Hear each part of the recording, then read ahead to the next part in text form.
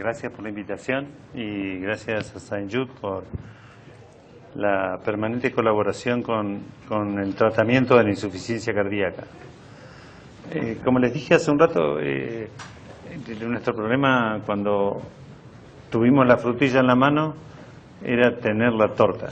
Y cuando teníamos la torta nos dimos cuenta que no había suficiente frutilla para toda la torta y lo que teníamos que hacer era que nuestros pacientes mejoraran, tuvieran menos episodios de descompensación, se recuperaran función miocárdica, como escuchamos hace un ratito, que estamos en el esfuerzo con los sistemas de asistencia ventricular como Bridge to Recovery. Y la realidad es que cada vez aparecen más medicamentos y más técnicas que nos permiten que nuestro paciente no tenga episodios de descompensación. Ustedes saben que la insuficiencia cardíaca es un serio problema, que los culpables en parte somos nosotros los médicos. Nosotros logramos que nuestros pacientes... Antes uno tenía un infarto cuando yo era más chico, también que no sea tan grande, pero cuando era mucho más chico, uno tenía un infarto, se moría. Después aparecieron las unidades coronarias. Yo soy de antes de la aparición de las unidades coronarias. Aparecieron las unidades coronarias y la cosa mejoró. Después aparecieron los cateterismos y la cirugía cardiovascular se sistematizó y aparecieron las angioplastias y los stent. Y el asunto es que nuestros pacientes sobreviven cada vez más, pero su miocardio se va destruyendo si no. Y el cuidarlo bien significa muchas cosas, no solo la terapéutica, no solo cambiar el ritmo de vida, mejorar la calidad de vida y cambiar la dieta, quitar los malos hábitos, porque si no el pronóstico es realmente malo. Hace muchos años ya por los 80, hicimos este gráfico que ha sido rediseñado, le ponen curva más redondita ahora que la computadora se maneja mejor y todas esas cosas, pero el asunto es que cuando uno tiene un daño miocárdico, empeora de golpe, lo agarran los médicos, lo recuperan un cachitito y mejora. Nunca llega a la condición normal, siempre un cachito menos, siempre un poquitito menos. Y si ustedes prestan atención, cada vez, este punto nunca vuelve a este lugar. O sea, cada episodio de descompensación de la insuficiencia cardíaca, venga como venga por comorbilidades o venga por deterioro propio de la patología, implica muerte celular, muerte miocítica. Y cuando se mueren unidades contráctiles, el pronóstico de nuestro paciente empeora. Entonces, hace ya varios años que nos abocamos a ver cómo hacemos para que nuestro paciente no se descompense. Una vez que decimos, bueno, tiene insuficiencia cardíaca, tuvo un episodio de insuficiencia cardíaca, lo acomodamos, le hicimos la angioplastia, le sacamos la isquemia, el miocardio quedó un poco deteriorado. ¿Cómo hacemos para que este paciente se mantenga estable? Que no se descompense, porque sabemos que cada episodio de descompensación lo pone en un peor estado y va a terminar finalmente en la muerte o necesitando sistema de asistencia ventricular o un trasplante. El control clínico es interesante, es bueno, sí, sirve. El control telefónico, apoyar a nuestro paciente, recordarle las medidas de cuidado, recordarle tomar la medicación. El control de ciertos parámetros como el peso, la tensión arterial, la frecuencia cardíaca, la impedancia torácica, biomarcadores, evaluación no invasiva del fluido pulmonar o las presiones, el control de las presiones pulmonares, todas esas cosas pueden llegar a servir. Hay marcadores fisiológicos de la descompensación. Cuando uno empieza a tener insuficiencia cardíaca, lo primero que pasa es que se alteran las presiones de llenado de su corazón. Su corazón no se contrae bien y se alteran las presiones de llenado. Y pasa por mecanismos neuroendocrinos que tratan de compensar esa descompensación. Muchas veces lo logran, pero muchas veces son inefectivos y terminan siendo dañinos para nuestro corazón. Alteraciones que provoca la acumulación de líquido en nuestro organismo, aumento de peso, signos y síntomas, y termina el paciente hospitalizado, donde tenemos que empezar con los inotrópicos, con los diuréticos, con vasodilatadores, para tratar el episodio de descompensación, que sabemos que algunos no son del todo buenos. Nos ayudan a compensarlo, pero no son del todo buenos para nuestro organismo. Es así que la clínica es buena, pero es tardía. Uno ve la ingurgitación yugular cuando el paciente ya se llenó de agüita. El hepatograma también, el hígado agrandado y la alteración del laboratorio en el hepatograma. Los edemas, el paciente ya está con insuficiencia cardíaca, ya está descompensado. En Argentina tenemos un dichito, tarde piaste pollo. ¿Sí? O sea que uno ya ahí está atrasado. El aumento de peso, sí, aumentó de peso porque acumuló agua. Después viene al otro día el residente diciendo que en la noche le hizo orinar 10 litros. Claro, lo secó tanto que a los 5 minutos tiene insuficiencia renal.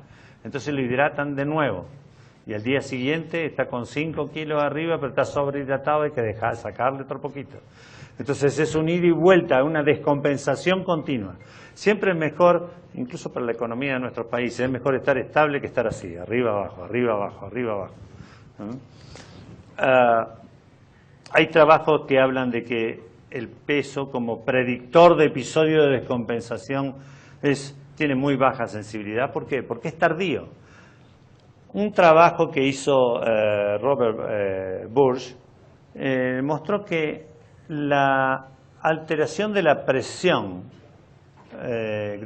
pulmonar precedía a los cambios de peso. Y uno podía, en base a la detección de la presión pulmonar, ¿sí?, predecir que su paciente iba a aumentar de peso y se iba a descompensar de insuficiencia cardíaca. El llamado telefónico también es bueno, ¿sí? No sé si han llamado muchas veces y seguido a sus pacientes, pero uno puede llamar y decirle, bueno, ¿cuánto pesó esta mañana?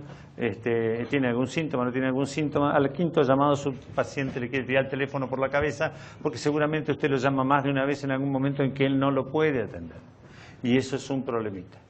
¿Sí? Entonces agarra y termina cortando el teléfono y dice, uy, debe ser otra vez la enfermera del sanatorio, trácate. Y no le contesta. Entonces posiblemente fue justo la noche anterior que tuvo de farra con los amigos, que no durmió bien, que se comió la pizza con anchoa y está por descompensarse, entonces le aparece después descompensadito en el consultorio. Igualmente hay estudios como el Heart Failure Trial que no tuvo diferencias significativas. ¿Por qué? Porque lo que tomaba era peso corporal y síntomas de insuficiencia cardíaca. Cuando usted tenía el dato, su paciente ya estaba descompensado. Y los resultados en número de hospitalizaciones por insuficiencia cardíaca fueron similares al paciente no controlado.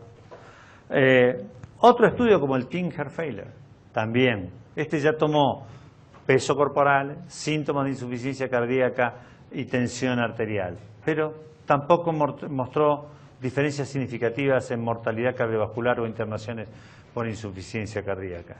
Cuando el paciente tenía síntomas, aumentaba de peso o tenía caída de la tensión arterial o estaba muy hipertenso, ya estaba internado. O sea que no era predictor del episodio de descompensación de la insuficiencia cardíaca. Después los electrofisiólogos se juntaron con estos controles de impedancia torácica. Los controles de impedancia torácica son bastante interesantes porque la acumulación de líquido en el tórax altera la impedancia y entonces le suena la alarmita. No sé si tienen un sincero interés en torturar al paciente, algunos electrofisiólogos. Le ponen estos desfibriladores que está bien, le salvan la vida, pero no convengamos que no son muy agradables. Y le ponen la alarma de estos aparatitos a las 6 de la mañana. Yo no sé cuál es la razón, o a las 7 de la mañana le empieza a sonar la alarmita de que está acumulando líquido, ¿sí? Además del quinto garrotazo que se liga el paciente porque la señora también la despertó de la alarmita porque le suena, y normalmente el paciente no la escucha y le escucha a la señora que está al lado y dice, despertate que esta cosa está sonando. Y le viene el lío después, ¿qué hiciste anoche que saliste con tus amigos? Entonces, es un problema, muchos lo terminan apagando el sensor de impedancia, que es muy interesante porque es una buena manera, no de controlar la descompensación, porque cuando tiene agua en el tórax ya está descompensado, es una buena manera de controlar la compliance del paciente con la toma de la medicación y con la dieta. Yo le diría que es lo mejor que nos ofrecen los sensores de impedancia. Así todo, se hicieron estudios con sensores de impedancia y puede utilizarse para la estratificación del riesgo. Cuanto más le suena la alarmita, más veces se descompensó y seguramente tiene más riesgo de descompensación y muerte el paciente. También provocó algunos problemitas, no vamos a pasar esta rápido, algunos problemitas que había más internación, porque claro, le sonaba la alarmita y el médico de cabecera, cuando a uno le suena muy seguido, decía, vení internate, vení internate, vení internate.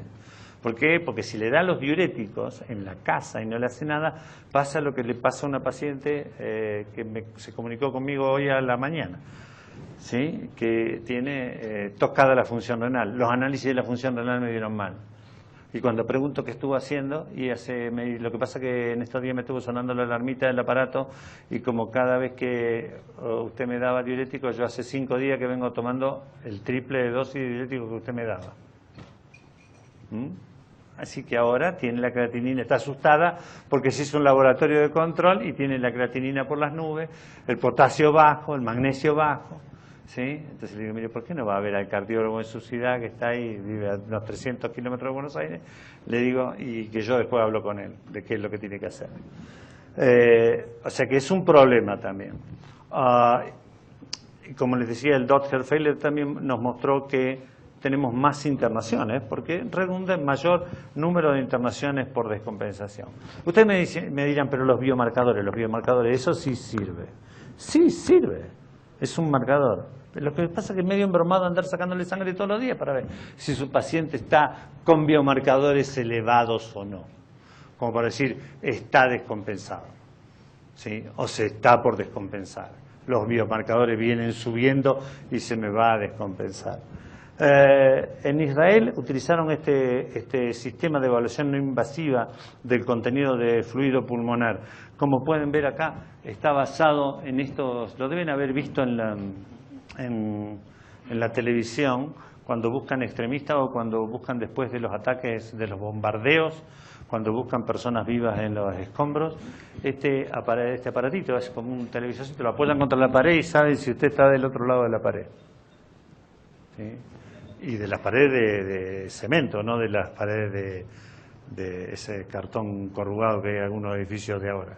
¿Sí? Entonces eso detecta agua del otro lado y eso se puso en un chaleco, un dispositivo similar, y uno puede ver si su paciente, como pueden ver aquí, está acumulando líquido en el tórax y eso le predice la hospitalización del paciente.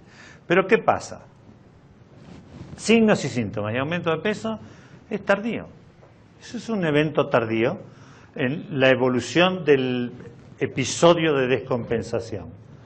El aumento de la impedancia, la llamada telefónica, que le diga, estoy aumentando de peso, no me siento bien, me falta la llamada telefónica, también es tardía. El control de la impedancia torácica también es tardía. Aunque es útil, como les decía, para saber la compliance del paciente, termina siendo una detección tardía de la descompensación.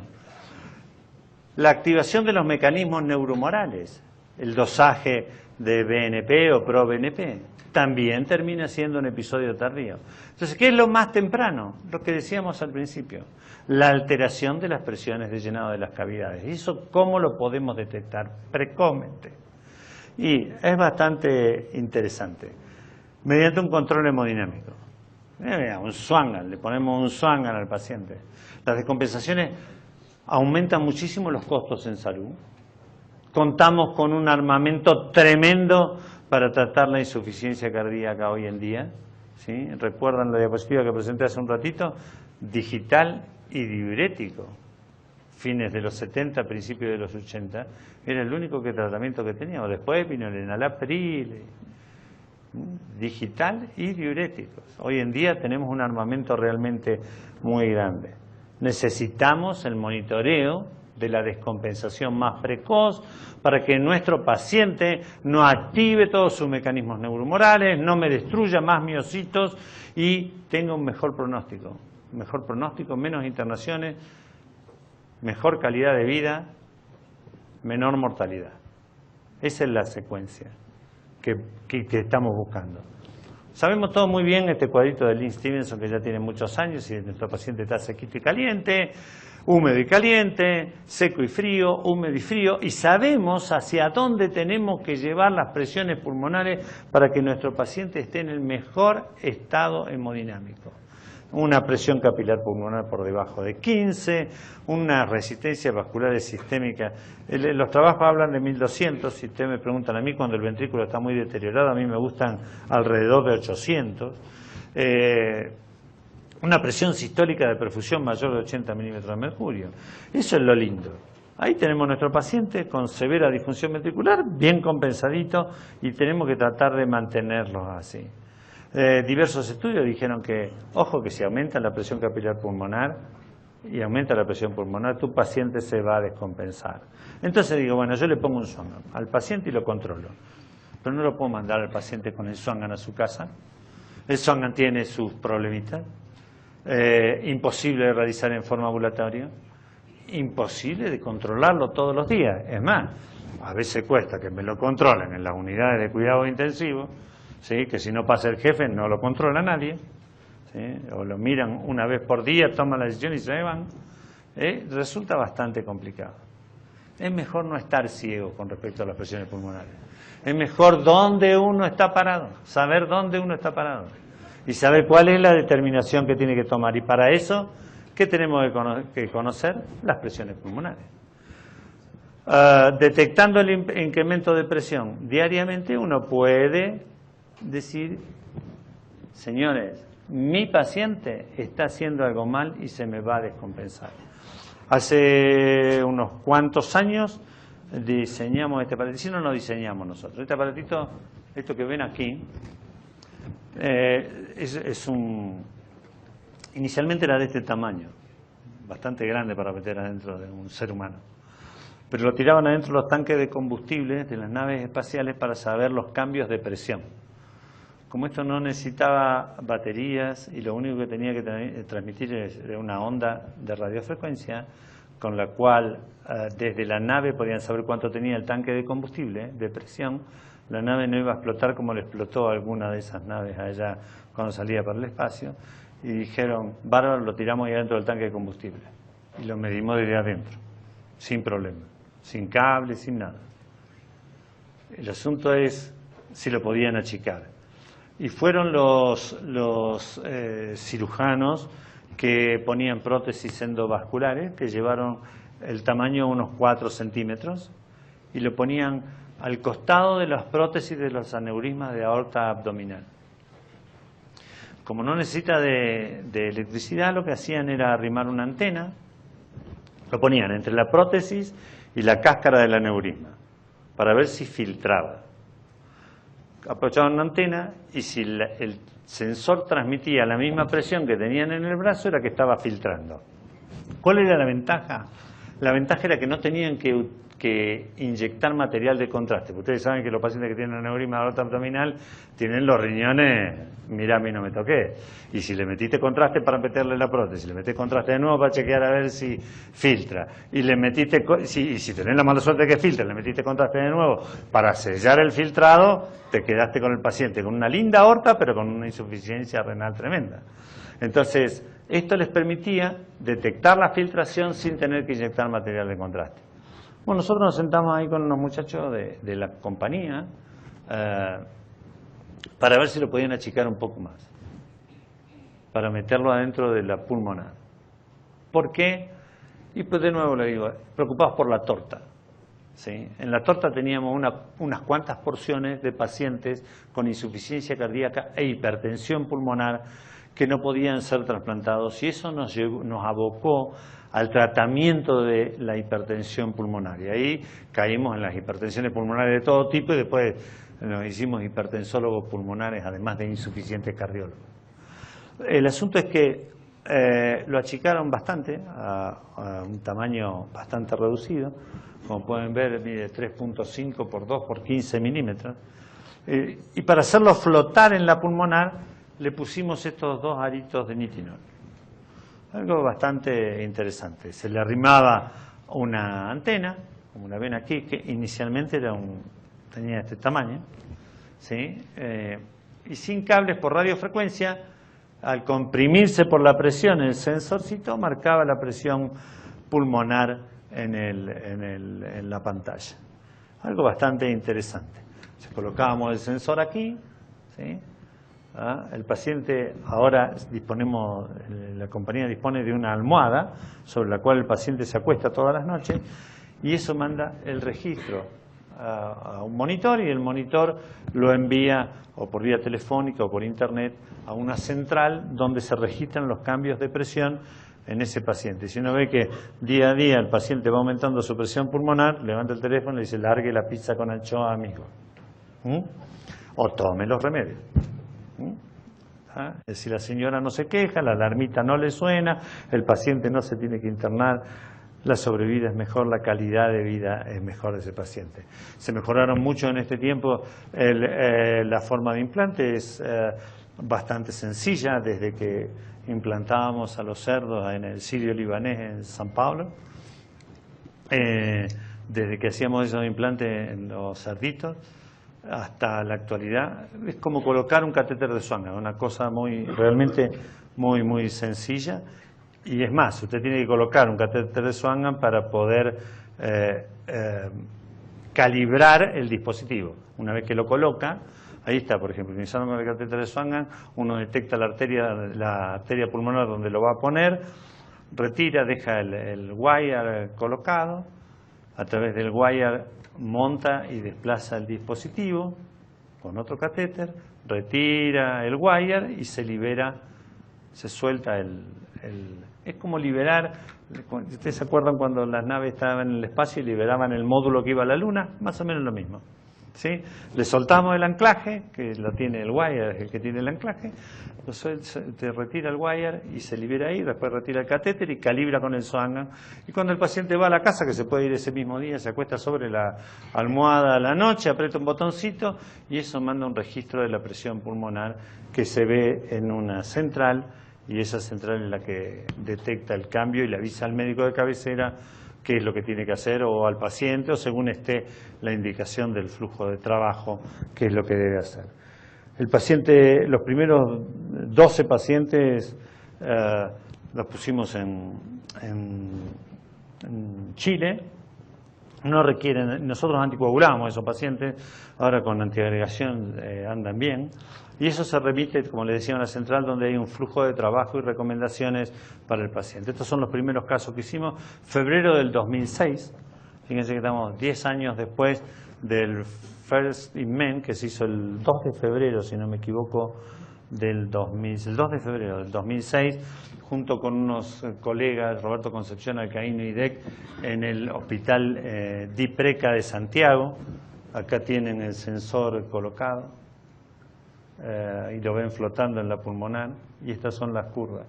Aquí es cuando uno infla el catéter, que cuando uno infla el Swangan para monitorearlo, desaparecen las presiones, y cuando lo desinfla tienen la presión del Swangan hacia arriba, y esta acá que parece un poquitito más hasta de libro, parece más es la presión pulmonar del sensor.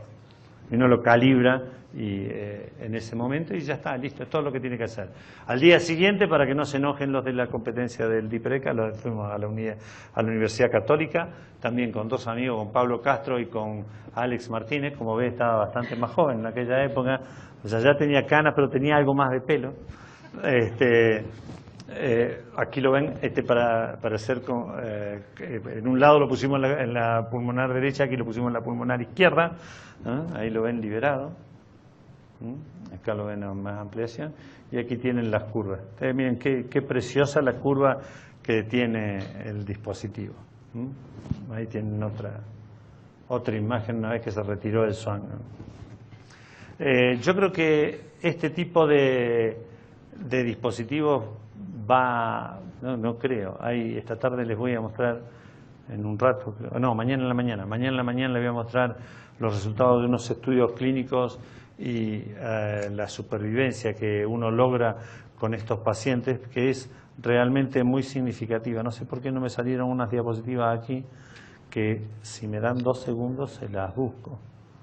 Aquí están. No sé por qué no aparecieron.